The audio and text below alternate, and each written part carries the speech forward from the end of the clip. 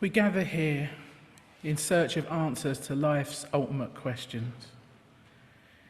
We come in search of understanding, in search of community.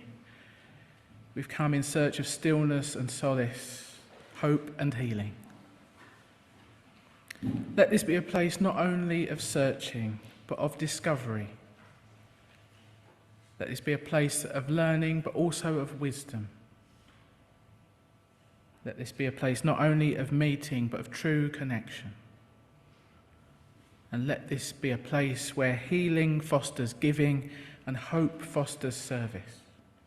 This is our prayer, that we may create a circle of love, ever expanding, ever growing, as we seek to know the very source of our being.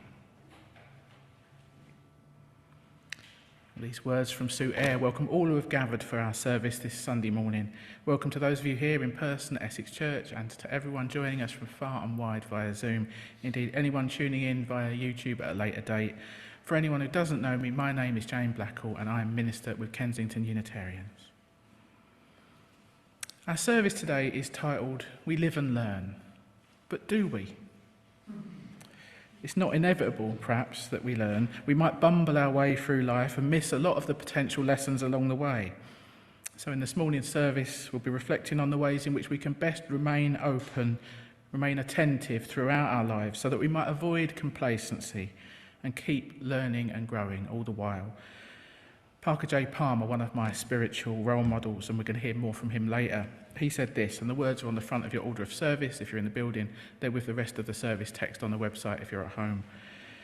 He said, "Stay alert for the teachable moments in your life, moments when vulnerability opens you to deep learning. Never be embarrassed to have to learn the same thing again, because each time you relearn it, the learning reaches deeper down. There is no end to learning." So before we go any further, let's do what we always do and light our chalice flame. We do it every time we meet. It's a ritual that connects us with Unitarians and Unitarian Universalists the world over, and it reminds us of the proudly progressive religious tradition of which this gathering is part.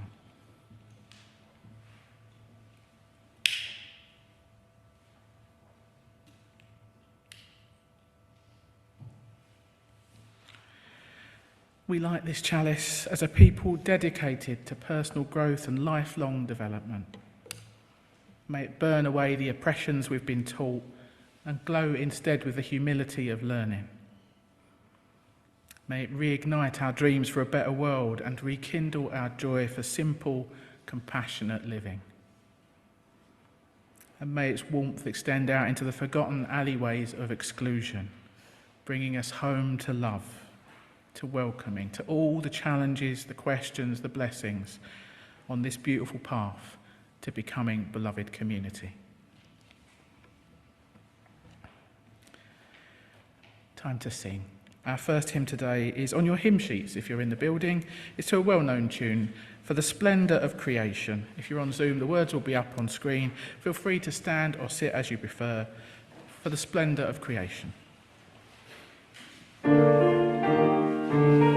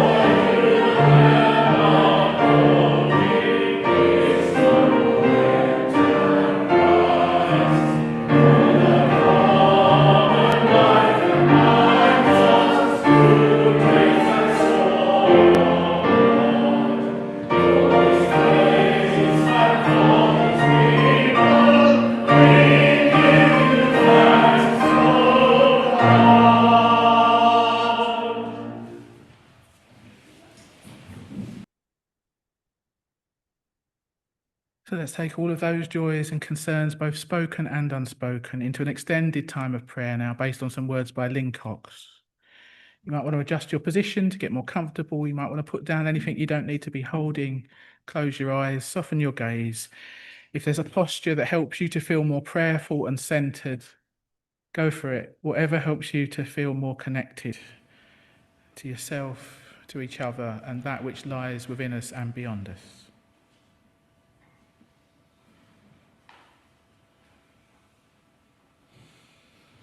Spirit of life, God of all love, in whom we live and move and have our being.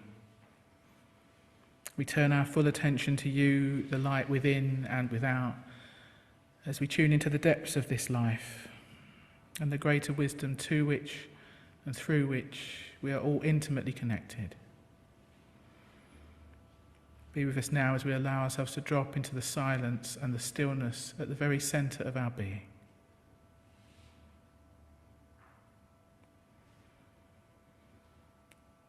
We come together this morning and every Sunday morning as we each continue on our own unique path through this life, joining to remember and reaffirm our commitment to our highest values and the common good. Grant us the courage to continue on the journey, the courage to act and speak for the well-being of others, ourselves, and this planet we share. May we forgive ourselves and each other when our courage and our care falls short. And may we resolve to try again in love. Grant us hearts to love boldly, to embody our faith and our values each and every day in our words and in our deeds. May our hearts open to embrace humility, grace, and reconciliation.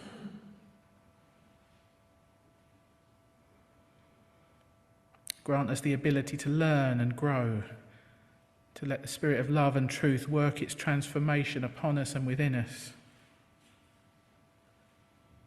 Grant us the spirit of radical hospitality, the willingness to sustain a dwelling place for the holy that resides in all being.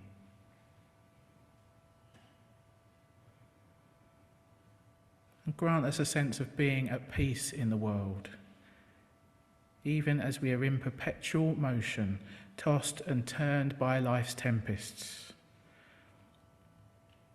Let us cultivate together the strength to welcome every kind of gift life brings our way, and all manner of ways to be on the journey together.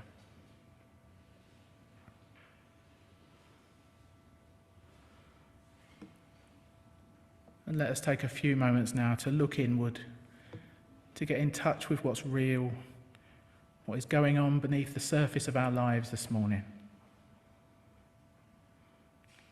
Let us notice what it is that we're carrying, what is troubling us, what is bubbling up, what questions or uncertainties we're faced with, what precious hopes and dreams we nurture.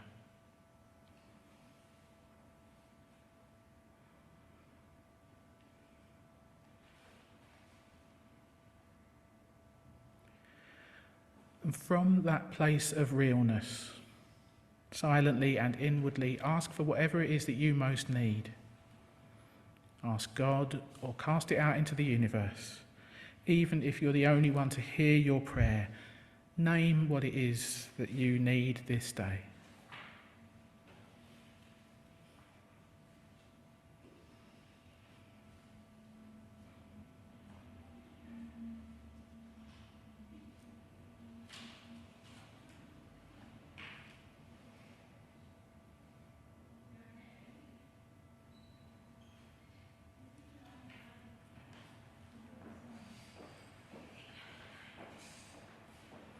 And let us give thanks for all that we already have.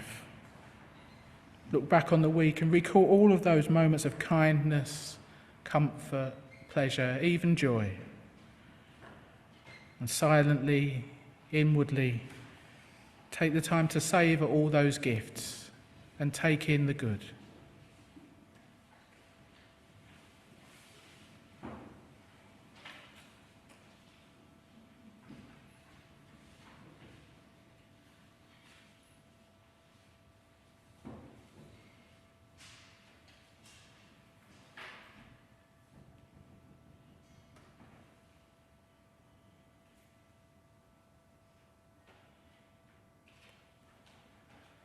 And let us turn outward now, shifting our attention to the world around us, starting with the dear ones closest to our heart and stretching ever outward, spreading all around this planet till we hold all beings in the light of love.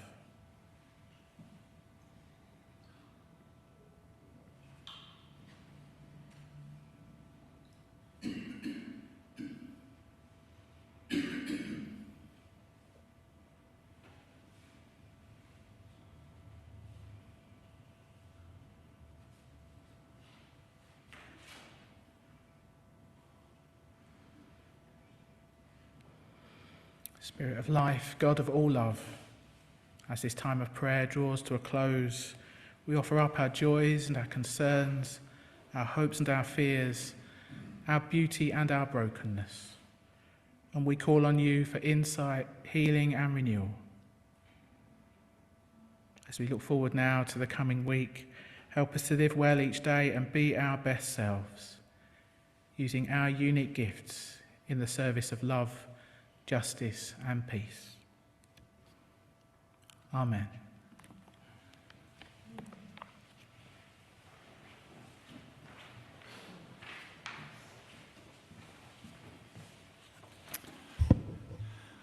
Good morning. The Facts of Life by Paddy O'Twama. That you were born and you will die. That you will sometimes love enough and sometimes not. That you will lie, if only to yourself. That you will get tired. That you will learn most from the situations you did not choose. That there will be some things that move you more than you can say. That you will live, that you must be loved. That you will avoid questions most urgently in need of your attention. That you began as the fusion of a sperm and an egg of two people who once were strangers and may well still be. That life isn't fair, that life is sometimes good and sometimes better than good, that life is often not so good, that life is real, and if you can survive it, well, survive it well, with love and art, and meaning given when meaning's scarce. That you will learn to live with regret, that you will learn to live with respect, that the structures that constrict you may not be permanently constraining, that you will probably be okay, that you must accept change before you die, but you will die anyway. So you might as well live, and you might as well love. You might as well love. You might as well love.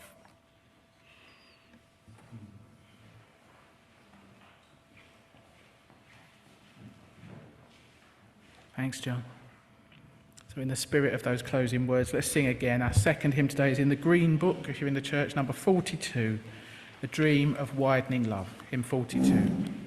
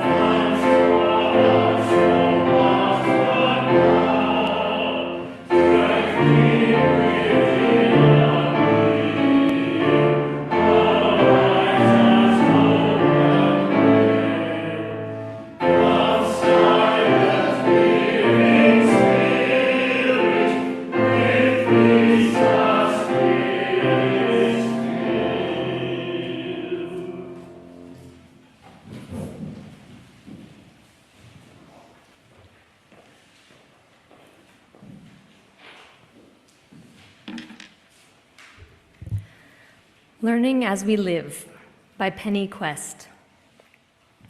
Life is a wonderful, precious thing. Yet even in the most difficult circumstances, those times which stretch us beyond endurance, when we wonder why, there is a cruel beauty, a lesson to be learned. Always there is something good just waiting to be discovered, some personal growth to be gained, some knowledge about ourselves to unfold, some spiritual understanding which excites our being.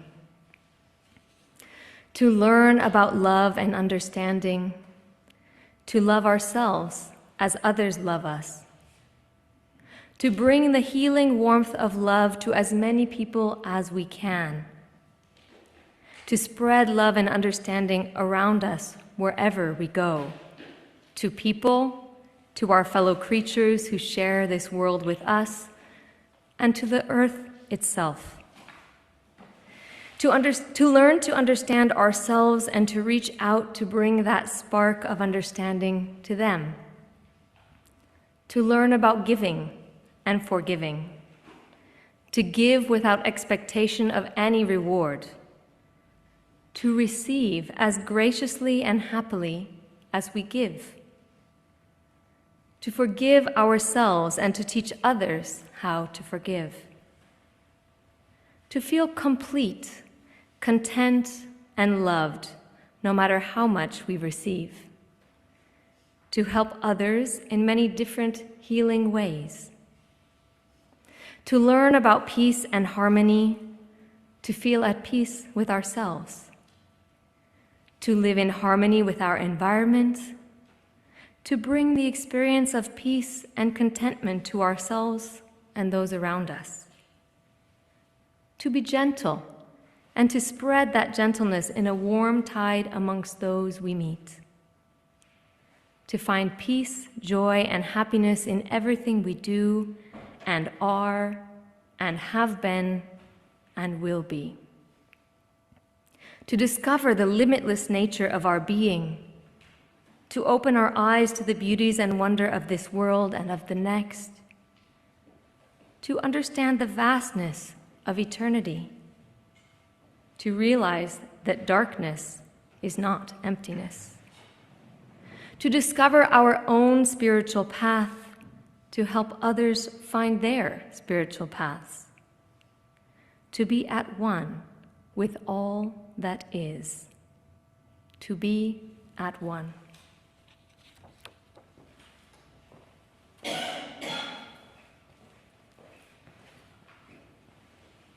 Thanks, Hannah. So we're moving into a time of meditation now, and to take us into the stillness, we're going to hear a lovely poem from Rosemary Wattola-Trommer. It speaks to some of those life lessons that it takes a long, long time for some of us to learn. After the poem, we'll hold a few minutes of shared silence, which will end with the sound of a bell. And then we're going to hear some more lovely music for meditation. So again, let's do what we need to do to get comfortable. Adjust your position as you need to. You might want to get your feet flat on the floor if that helps you to feel grounded and centered. You might want to close your eyes. As I always say, the words are just an offering. Feel free to use this silent time to meditate in your own way. But Not a Moment Sooner by Rosemary Wattola-Trommer. Eventually we learn to laugh when we drop the glass and it shatters all over the floor, finding laughter more fun than a shackle of curses. We can wiggle our butt more when someone says it looks big, instead of trying to tuck it tighter beneath our hips. Eventually we learn there is no way to not be exactly ourselves. What freedom then! We can listen to the sound of our own voice without cringing, can dance in front of anyone, can wake up grateful for our aging face in the mirror, can wear questions like exotic perfume and see how they grow us. Eventually, we can look at each other and say, I'm so glad you are exactly who you are.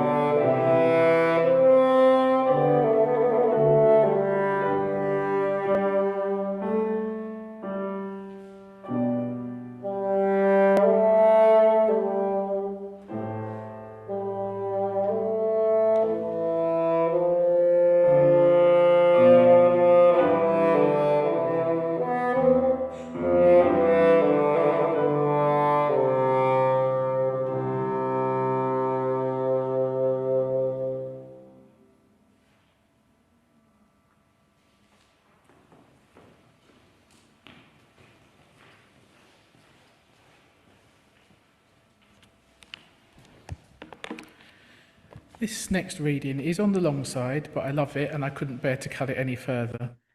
It's an excerpt from a recent blog post by Parker J. Palmer. He's a Quaker educator. He's the founder of the Centre for Courage and Renewal. As I said earlier, he's one of my spiritual role models. So he writes, "In my mid-20s, I read T.H. White's novel, The Once and Future King, his 1958 retelling of the legend of King Arthur.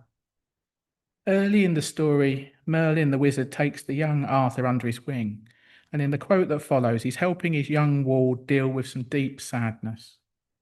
Merlin's words have stayed with me for 60 years, though it took a couple of decades to understand what they meant for me in practice. Here's the quote. The best thing for being sad, replied Merlin, is to learn something. That is the only thing that never fails. You may grow old and trembling in your anatomies. You may lie awake at night listening to the disorder of your veins. You may miss your only love. You may see the world around you devastated by evil lunatics, or know your honour trampled in the sewers of baser minds. There is only one thing for it then, to learn. Learn why the world wags and what wags it. That is the only thing which the mind can never exhaust, never alienate, never be tortured by, never fear or distrust, and never dream of regretting. Learning is the thing for you." End quote. So Parker J. Palmer continues, as life eroded my youthful pretensions, learning became my path to wholeness. I don't mean the kind of learning that leads to credentials or a job, and nor did Merlin. I mean the kind that evokes the soul, that helps us find our way through suffering, our own and others, and opens our eyes to life's vitality and exuberance.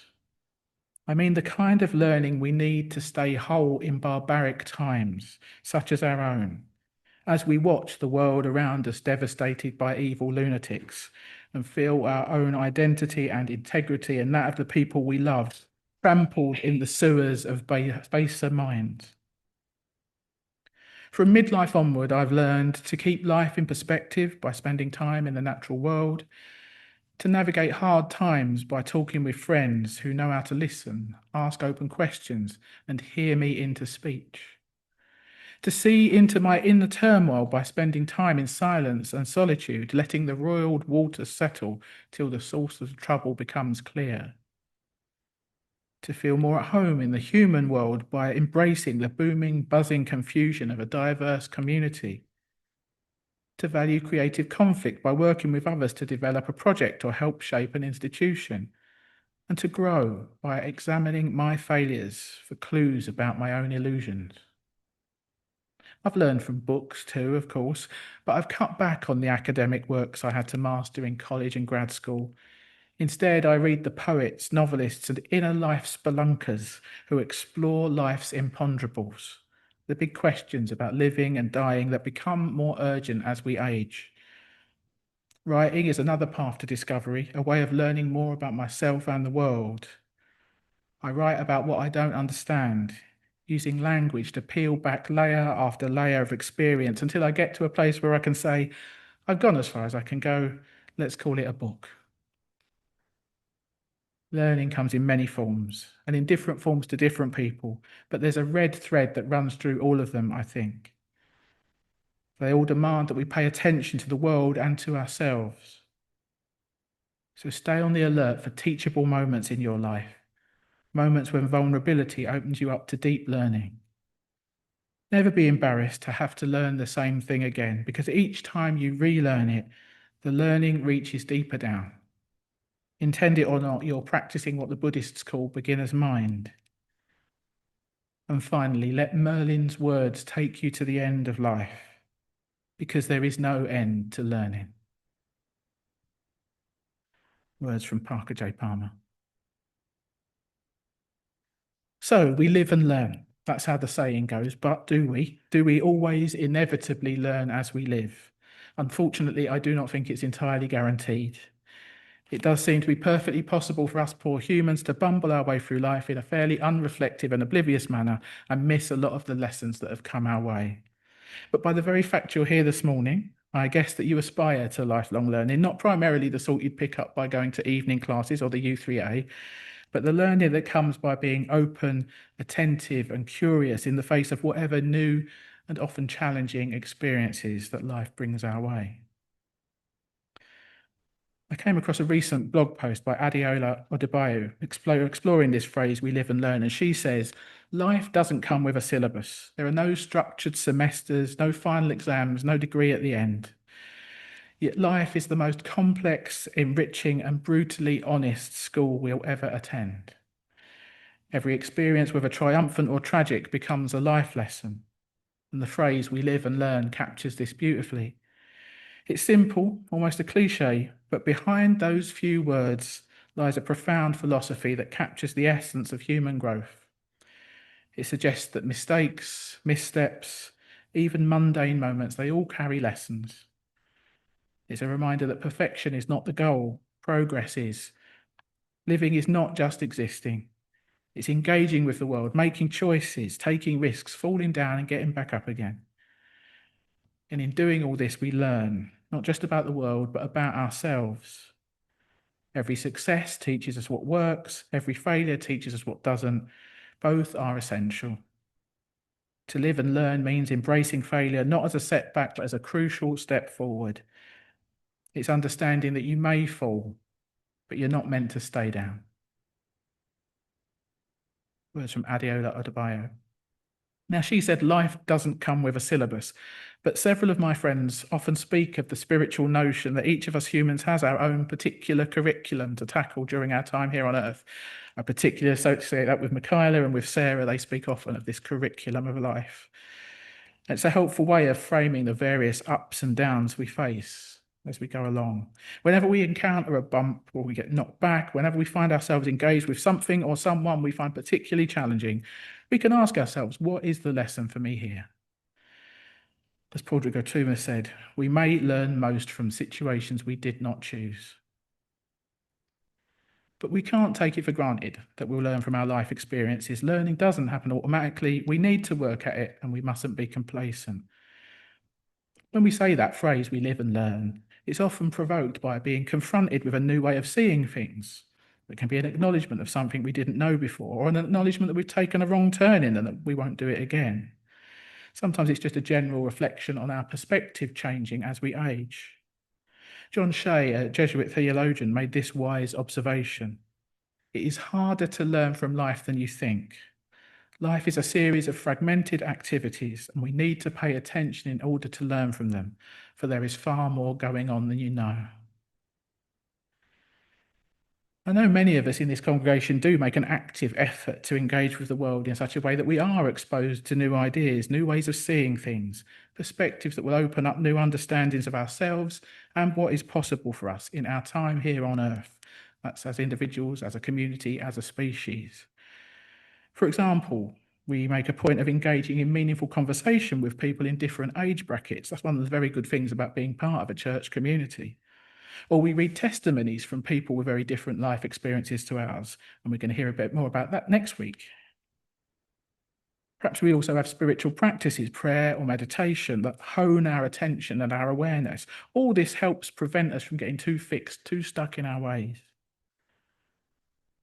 But despite our best efforts, we sometimes in life find ourselves butting up against the same issues, making the same mistakes again and again. We seem to be stuck in a loop or a rut, hopelessly drawn back into the same old familiar patterns, falling down the same hole.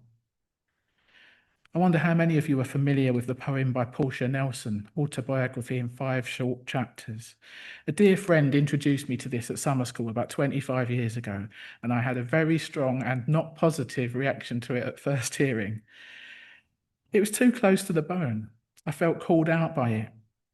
All these years later, I have warmed to it a little, which perhaps feels like my own process of living and learning is going on. I recognise its truth, and I will share it with you now. There's a copy in your order of service to look at later if you don't know it, and it's all on the website. Autobiography in 5 Short Chapters by Portia Nelson. Chapter 1. I walk down the street. There is a deep hole in the sidewalk. I fall in. I am lost. I'm helpless. It isn't my fault. It takes me forever to find a way out. Chapter 2. I walk down the same street. There is a deep hole in the sidewalk. I pretend I don't see it. I fall in again. I can't believe I'm in the same place, but it isn't my fault. It still takes a long time to get out. Chapter 3. I walk down the same street. There is a deep hole in the sidewalk. I see it's there. I still fall in. It's a habit. My eyes are open. I know where I am. It is my fault. I get out immediately. Chapter 4. I walk down the same street. There's a deep hole in the sidewalk. I walk around it. Chapter 5. I walk down another street.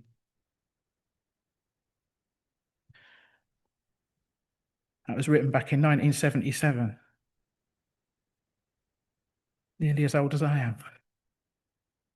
Hopefully hearing that wasn't as ouchy for you as it was for me all those years ago, but also hopefully it will have some resonance.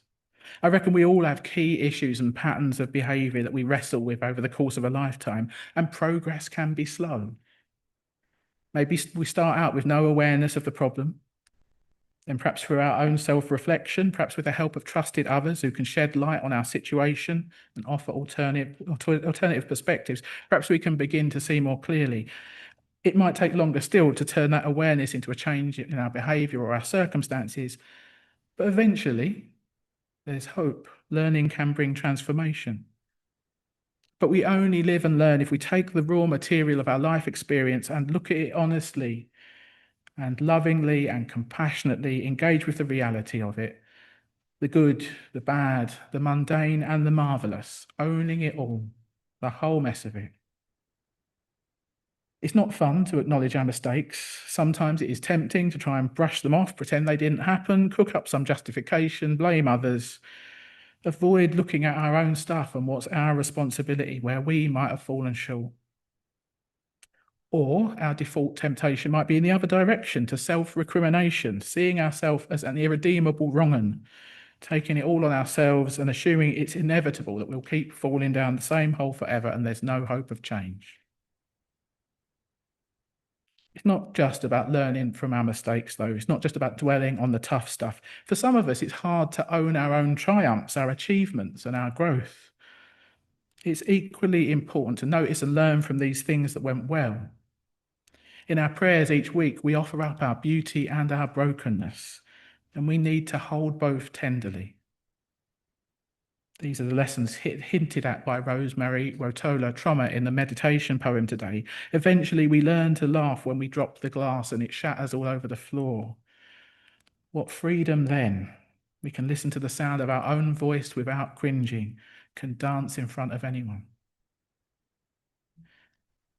The Sufi teacher Hazrat Inayat Khan once said, "The real learning is unlearning all that one has learned." And it's true that sometimes, particularly in our early years, we can learn lessons that we'll spend the rest of our lives trying to unlearn. We might have drawn the wrong conclusions, misinterpreted our early life experiences. We might have been misinformed or led astray by others. We might be in denial about the impact of all this. Sometimes in the aftermath of neglect or trauma, we learn lessons that might serve to protect us in the short term, but which inhibit our full human flourishing in the long term. Unlearning such lessons and liberating ourselves from this burden requires a great deal of courage and appropriate support, and even so, it can still be the work of a lifetime.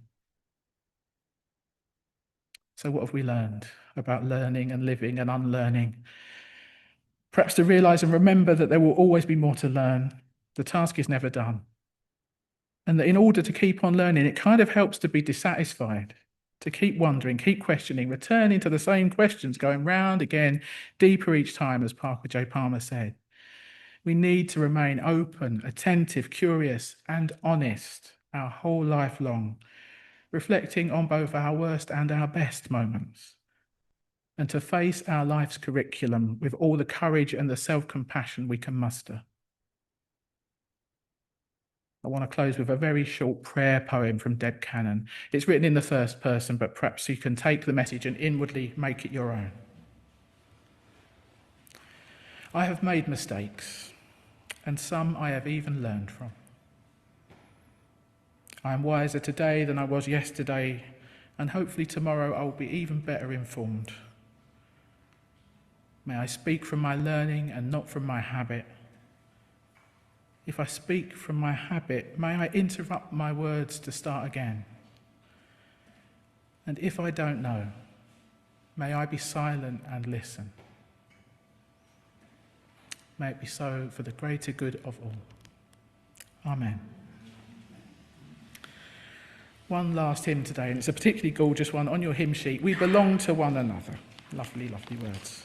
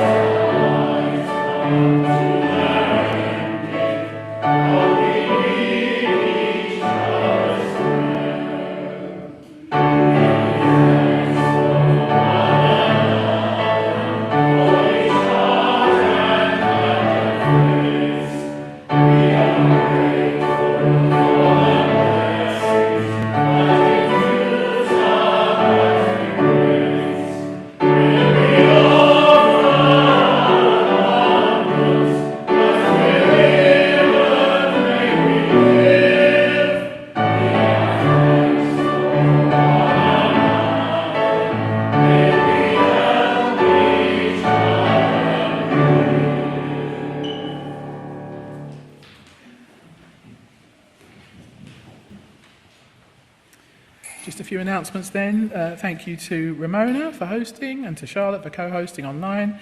Thanks to Holly and Andrew for lovely, lovely music. In fact, to Benj for supporting our singing. We have missed you. Thanks to John and to Hannah for reading. Thanks to John also for greeting. And I see Pat and Anna have gone to put the kettle on, so thanks for doing that. If you're here in person, do stay for cake this week. I've made another new one, speculous Biscoff cake, and also apple and pear, so there's plenty to go around. If you're online, please do stay for a chat with Charlotte if you can. After you've had your tea and cake, you might want to come back and do some yoga with Hannah. If you haven't done that before, you've got a form you need to fill in, so find Hannah and ask more.